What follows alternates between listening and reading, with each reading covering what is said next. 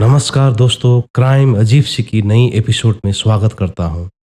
18 अप्रैल 2012 को बांग्लादेश में उच्च न्यायालय के आदेश से सागर रूनी हत्या का मामला जासूस शाखा से RAB को सौंप दिया गया था, जो दोनों बांग्लादेश पुलिस के अधीन है।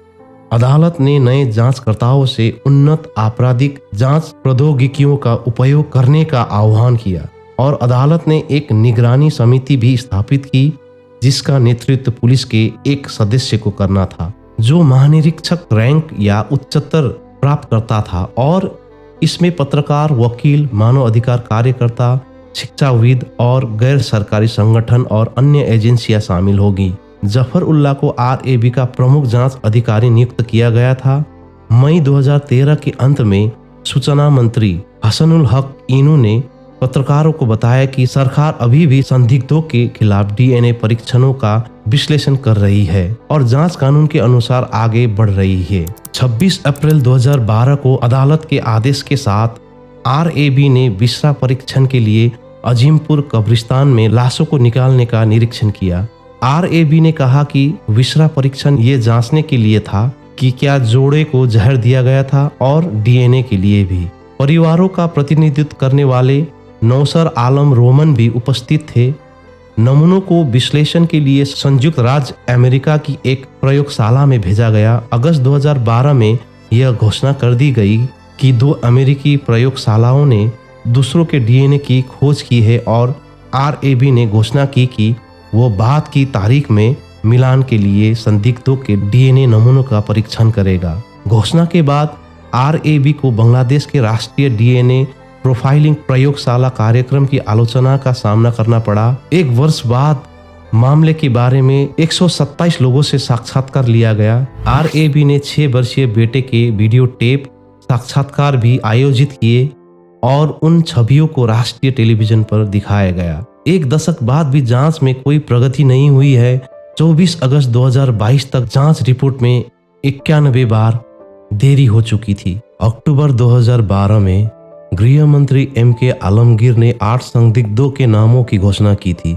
RAB ने दोहरे हत्याकांड में कथित संलिप्तता के लिए 9 अक्टूबर के आसपास 7 संदिग्धों को गिरफ्तार किया और संगठन ने 9 फरवरी 2013 को एक और संबंधित गिरफ्तारी की। मामले में गिरफ्तारी से पहले आलमगीर ने बताया कि कई संदिग्धों पर डॉक्टर नारायण चंद्र दत्त निताई की हत्या का भी आरोप लगाया गया था।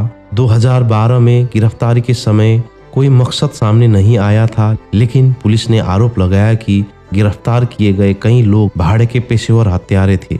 उनके नाम इस प्रकार हैं: रफीक इस्लाम, बकुल मियाँ, मासूम मिंटू पयादा, MD सैयद, तनवीर रहमान रूनी के परिचित थे, कमरुन हसन अरुण ड्राइवर, पलाश रुद्रपाल सुरक्षा गार्ड। हुमायूं उर्फ इनामुल जो सुरक्षा गार्ड थे, उसे 9 फरवरी 2013 को गिरफ्तार किया गया था। पीड़ितों के परिवार को संदेह था कि कथित संदिग्ध ही अपराधी थे।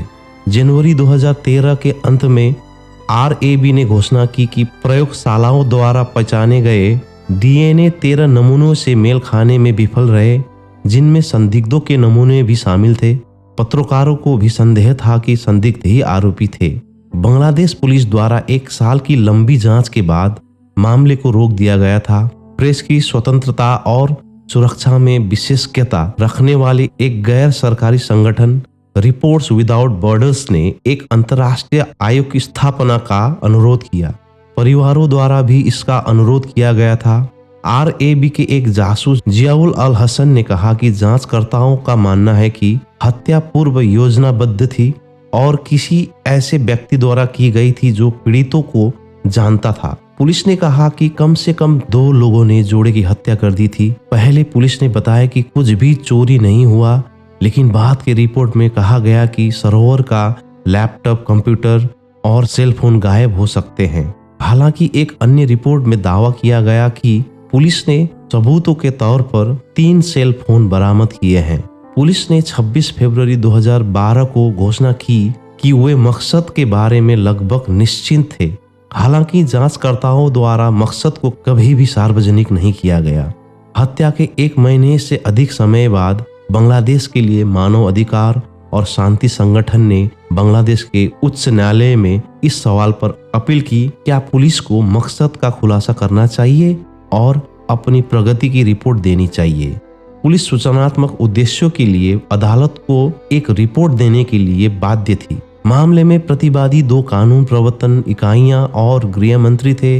18 अप्रैल 2013 तक जब उच्च न्यायालय ने मामले को RAB को फिर से सौंप दिया तो पुलिस ने स्वीकार किया कि उसे कोई मकसद नहीं मिला है।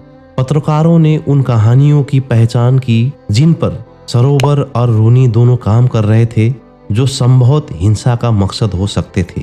रूनी की रिपोर्टिंग में बांग्लादेश के ऊर्जा उद्योग में भ्रष्टाचार शामिल था और सरोवर हिंसा और अल्पसंख्यक अधिकारों पर काम कर रहा था। मुक्त भाषण के बारे में ऑनलाइन पत्रिका टाइम्स सोनिया वे ने बताया कि ढाका में इस उद्देश्य के बारे में एक अफवाह थी कि दंपति के पास शक्तिशाली निगम द्वारा भूमि अधिग्रहण के बारे में संवेदनशील जानकारी थी।